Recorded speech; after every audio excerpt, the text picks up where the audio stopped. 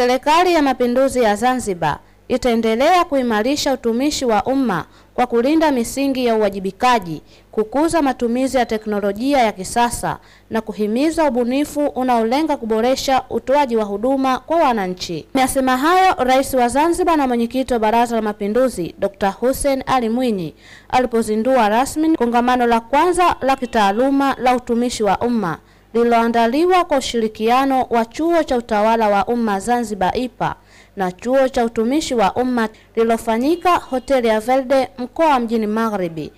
Utumishi wa umma ni muhimili muhimu wa maendeleo ya kijamii na kiuchumi na ni nguzo kuu ya kufanikisha dira ya taifa letu ya kuwa na Tanzania yenye haki, ustawi na maendeleo endelevu kwa raia.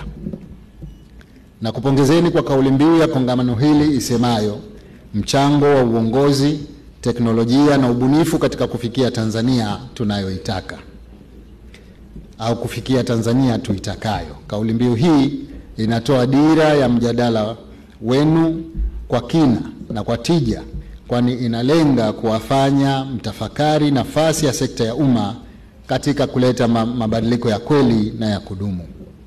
Katika kufanikisha hayo, tunahitaji kuwa na viongozi wenye maono, uadilifu na dhamira ya dhati ya kusukuma mbele maendeleo ya taifa kupitia huduma bora kwa wananchi. Nura Salum, J-Online TV, wema kwa vitendo.